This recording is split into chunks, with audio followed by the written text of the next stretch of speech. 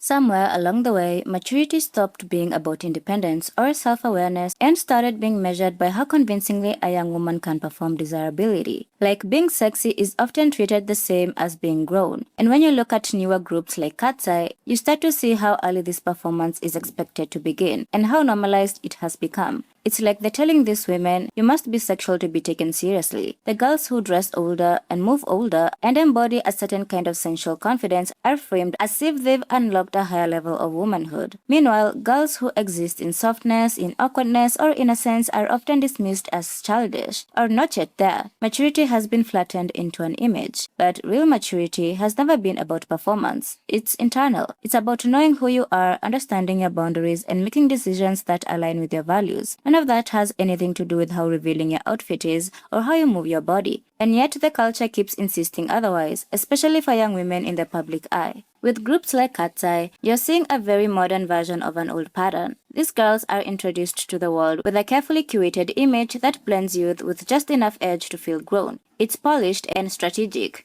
The styling, the choreography, they all work together to create a specific impression. These are not just girls, they are women. But the question is, who decided that looking sexually appealing is the quickest way to communicate that? From a young age, girls are taught, directly or indirectly, that their value is tied to how they are perceived, that beauty becomes currency and attention becomes validation. So when a girl wants to prove she's no longer a child, the most accessible language she's been given is sexual attractiveness. It's not necessarily that she wants to be sexualized, it's that she's been taught that this is the way adulthood looks like. And the media reinforces it constantly. Coming-of-age arcs for young women often include a transformation moment where they shed their innocence and step into a more sexualized version of themselves. It's framed as empowerment, as confidence, and as growth. But it's worth asking, growth into what? Into someone more comfortable in their own skin, or into someone more palatable for the male gaze?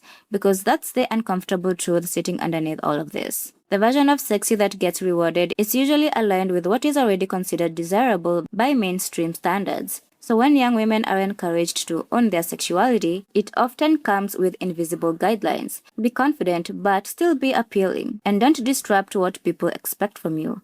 It's a performance of empowerment that still operates within a controlled framework. For groups like Cat's Eye, it becomes even more complicated because they exist at the intersection of youth culture and global entertainment. They are marketed to young audiences but also consumed to older ones. And in trying to balance those expectations, the easiest route often becomes aesthetic maturity. But what gets lost in this is the space for young women to just be young, to experiment without pressure. When every step of that growth is tied to how sexy it appears, it creates a distorted understanding of what it means to come into yourself. It turns a personal journey into a public performance, and the impact of that goes beyond celebrities. It trickles down to everyday life. You see it in how girls talk about themselves, how they compare their bodies, and how they feel they need to present a certain image online. There is this underlying belief that to be taken seriously, to be respected, to be seen as an adult, you have to look the part, and that part often looks suspiciously like a curated version of sexual confidence. But there's a contradiction here that doesn't get talked about enough. The same society that encourages young women to present themselves as sexy is also quick to judge them. A girl can be praised for looking mature one moment and then criticized for being too much the next. She's expected to walk a very thin line. When she does, the blame is placed on her and not the system that taught her those roles in the first place. So when we ask why being sexy is considered being mature now, the answer isn't simple. It's a mix of cultural conditioning, media influence, and long-standing ideas about femininity. It's about how we've reduced maturity into something visible, something that can be packaged and consumed. It's about how young women, especially those in the spotlight, are navigating a world that rewards them for growing up fast,